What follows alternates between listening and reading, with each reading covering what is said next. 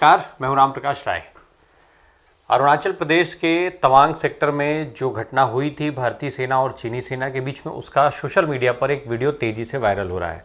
हालांकि ये वीडियो जो है वो आधिकारिक तौर पर पुष्ट नहीं है। कई मीडिया रिपोर्ट्स ये कह रही हैं कि ये वीडियो साल 2021 का है। इसके बावजूद भी इस सोशल मीडिया पर जो वीडियो वायरल हो रहा है, इसमें दावा किया जा रहा है कि वर्तमान समय में जो अभी तवांग सेक्टर में घटना हुई है, भारत और चीन की सेनाओं का जो मुकाबला हुआ है, जो इनमें हाथापाई हुई है, उसकी वीडियो है ये। जिस वीडियो में स्पष्ट तौर पर यह देखा जा सकता है कि 300 से ज़्यादा चीनी सैनिक भारत की सीमा में घुसने की कोशिश कर रहे हैं। जो बाड़ लगी हुई है उस बाड़ को पार करने की कोशिश कर रहे हैं और बाड़ को पीछे ढकेल रहे हैं। इसके अलावा वहाँ पर फिर उस मुकाबला करते हुए भारत की जो सेना है वो पत्थरों और डंडों से उनका मुकाबला करती है, उनको बुरी तरीके से उन पर हमला करती है, फिर पीटा जाता है और जिससे डर करके चीन की सेना जो है वो पीछे भाग जाती है। ये जो घटना है वो 9 दिसंबर को हुई थी, जिसके बाद करीब 11 दिसंबर को मीडिया की रिपोर्ट्स में 11 से 12 दिसंबर के बीच में मीडिया की रिपोर्ट्स आई हैं। उसके बाद फिर जो है ये 13 दिसंबर को इस पर संसद में बयान और ये सारी कवायद शुरू हुई 12-13 के बीच में। 11 से लेकर के और 13 के बीच में इसको लगातार इस पर बयानबाजी शुरू हुई, मीडिया की रिपोर्ट्स आती हैं। संसद में रक्षा मंत्री राजनाथ सिंह का बयान आता है और विपक्ष इसको लेकर के सरकार, भारतीय जनता पार्टी शासित जो केंद्र की सरकार है उस पर हमला करता है।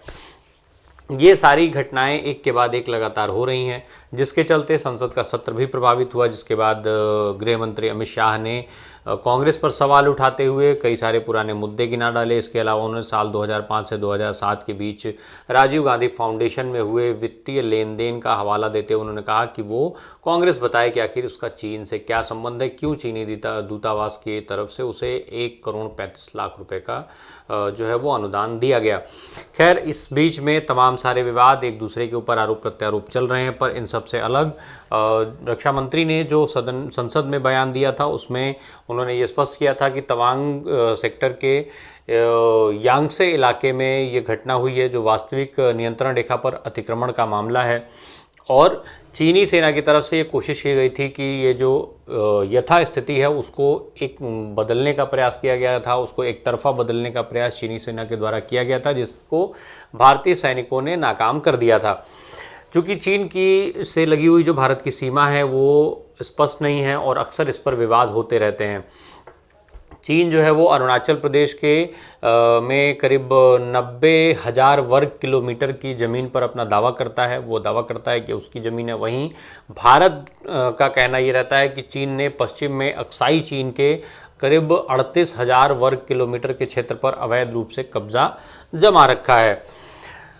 अभी कुछ दिन पहले भी इस तरीके की खबरें आई थी, जब चीन की सेना की तरफ से ड्रोन जो है वो भारतीय सीमा में घुसने की कोशिश कर रहा था, जिसे बाद में भारत की वायुसेना ने उन कोशिशों को विफल कर दिया था। जिसके बाद फिर पीएलए ने ये कोशिश की कि भारत की सीमा में घुसा जाए और या भारत की जो सीमाएं हैं उसको एक तरफा उसको जो है उसकी यथास्थिति बदलने का प्रयास पीएलए के द्वारा किया गया। ऐसी घटना जून 2020 में गलवान में भी हो चुकी है। उस समय भी चीनी सेना के द्वारा इस तरीके के प्रयास किए गए थे और फिर भारतीय सेना के साथ उसकी झड़प हुई थी। हालांकि ऐसे मौक़ों पर अक्सर ये देखा जाता है कि चीनी मीडिया जो है वो खामोश रहता है तब तक जब तक दूसरे देश की तरफ से बयान नहीं आ जाता। ऐसा ही मामला भारत के तरफ से भी हुआ। गलवान के घटना के समय में भी देखा गया था कि जब भारत में इसकी रिपोर्ट हुई और भारत में जब इस चीज़ पर चर्चा शुरू हुई तब जाके चीन की तरफ से बयान आया था और चीन ने उस समय कहा था कि ये जो है वो भारत की तरफ से किया जा रहा है। ठीक वैसा ही इस बार भी हुआ। जब भारत में मीडिया ने इसको रिपोर्ट किया और भारत में इस चीज़ पर चर्चा शुरू हुई तब चीनी मीडिया में बयान आता है। चीनी मीडिया में उधर ये कहा जाता है, चीन के जो सेना के प्रवक्ता हैं उसके द्वारा बयान आता है कि ये घटना इस तरीके की हुई है और भारत को जो है अपनी सीमाओं में रहना चाहिए।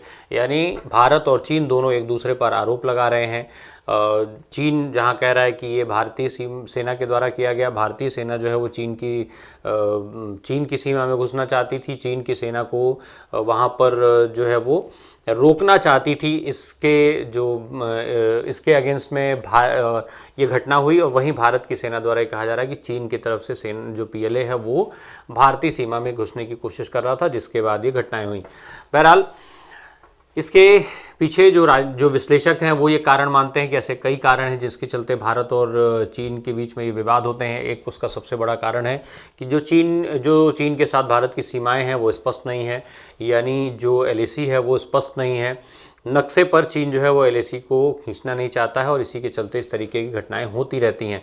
इसके अलावा चीन कई मुद्दों पर लेकर के भारत से नाराज है, जैसे चीन जो है वो वन चाइना पॉलिसी की बात करता है, जबकि भारत उसको सिरे से खारिज कर देता है। एक चीन का कहना ये है कि चीन, तिब्बत और ताइवान जो है वो एक हैं, भारत हमेशा से इसे नकारता रहा है। वहीं दूसरी तरफ क्वाड में भारत के शामिल होने को लेकर के भी चाइना नाराज चल रहा है और चाइना की नाराज़गी के बावजूद भी भारत जो है वो क्वाड में शामिल होकर के सैन्य अभ्यास में लगा हुआ है। इसे चीन अपने खिलाफ मानता चला आ रहा है हमेशा से। इसके अलावा लद्दाख की जो सीमाएं तय की गई, इसको भी लेकर के भारत से चीन का एक विवाद रहता है, चीन की एक नाराज़गी रहती है। साथ ही साथ दक्षिण एशिया में चीन अपने प्रभुत्व को कायम करना चाहता है। वो चाहता है कि पूरे दक्षिण एशिया में उसका प्रभुत्व कायम हो। इसमें भारत को वो सबसे बड़ा रोड़ा मानता है। इतना ही नहीं, सार्क का जो प्रभाव है वो कम होने के बावजूद भी चीन के कई ऐसे प्रयास देखे जाते हैं जब वो सार्क में घुसने का प्रयास करता है, पर इसके बावजूद वो अभी तक सार्क का सदस्य नहीं हो पाया। वहीं भारत ने अब सार्क को दरकिनार करते हुए तमाम देशों के साथ द्विपक्षीय संबंध बनाने को अपनी प्राथमिकता में कर लिया है। इन सब पॉलिसी से चाइना का एक विरोध रहता है और चाइना जो है वो इस तरीके की हरकतें करके और भारत को डिस्टर्ब करने की कोशिश करता है।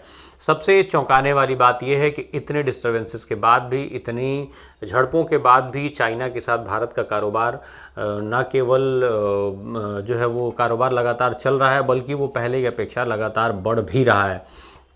तो ये एक निश्चित तौर पर बड़ा सवाल उठता है। साथ अब इन सारे घटनाओं के बीच में भारत को जो है वो अमेरिका का भी समर्थन मिलता हुआ दिखाई दे रहा है। अमेरिका रक्षा मंत्रालय पेंटागन की तरफ से जो एक बयान जारी हुआ है उसके हिसाब से कम यही दिखाई देता है। वहाँ जो प्रेस सेक्रेटरी हैं पेंटागन के, वो पैट राइटर, उनकी तरफ से जो बयान आया उसमें कहा गया है कि चीन जो है वो उकसावे वाला काम करता है, चीन उकसाने की नीति पर चलता है। इसके अलावा अमेरिका ये देख रहा है कि एलएसी पर चीन के द्वारा जो है वो सैन्य गतिविधियां बढ़ाई जा रही हैं, साथ ही साथ सेना के मुताबिक वहां पर निर्माण भी बढ़ाए जा रहे हैं। इसके चलते वो भारत की इस कार्रवाई को सही मानता है। हालांकि उसने ये भी कहा है कि ये बहुत अच्छा है कि भारत और चीन दोनों सेनाओं ने जल्दी खुद को वहाँ से विड्रॉ कर लिया, दोनों वहाँ से अलग हो गए। इसके अलावा अमेरिका ने मजबूती से ये बात कही है कि वो इस मामले में भारत के साथ खड़ा है। अमेरिका ने साथ साथ ये भी स्पष्ट कर दिया कि अपने मित्र देशों के साथ अमेरिका सदैव से उनकी चिंता करता है और वो उनके साथ खड़ा रहेगा। यानी एलएसी के मामले में अमेरिका जो है वो भारत के साथ खड़ा है, भारत को अमेरिका का भी समर्थन मिलता हुआ दिखाई दे रहा है। इससे चीन की बौखलाहट और बढ़ेगी और इसी के चलते इस जो तमाम कारण हैं जो विश्लेषकों द्वारा बताए जा रहे हैं, इसके चलते ये माना जा रहा है कि भविष्य में भी ऐसे कई कारण देखने को मिलेंगे। चूँकि जब 2010 के पहले तक देखा जाए तो 2006 से 2010 के बीच में करीब 300 घटनाएं ऐसी हुई जब चीनी सेना के द्वारा अवैध घुसपैठ की कोशिश की गई। फिर 2010 से 2015 तक ये जो घटनाएं थी वो इस तरीके की घटनाएं 300 से बढ़कर के 600 के आसपास हो गई। तो इस तरीके से लगातार चीन की सेना जो है वो ऐसे प्रयास करती है। हालांकि ये माना जाता है कि ये चीन की रणनीति का हिस्सा है, चीन किसी न किसी चाल में लगा हुआ है। चूँकि चीन के लिए ये कहा जाता है कि चीन कोई भी काम बिना रणनीति बनाए नहीं करता है, इसलिए ऐसा माना जाना चाहिए कि ये सारी घटनाएँ चीन के किसी अहम रणनीति का हिस्सा हैं और ऐसे में भारत के जो इसके लिए आधिकारिक लोग हैं उनको हमेशा तैयार रहना चाहिए। हालांकि एक बात इस सारे मामले में सबसे जो मजबूती से देखने को और अच्छी चीज़ देखने को मिली है वो ये कि भारत का हर व्यक्ति भारतीय सेना के साथ जुड़ा हुआ है, भारतीय सेना के साथ खड़ा है और वो लगातार इस बात को कह रहा है कि भारतीय सेना ने बेहद मजबूती से उसका चीन का जवाब दिया और हर भारतीय को अपनी भारत की सेना पर गर्व है, होना भी चाहिए। धन्यवाद।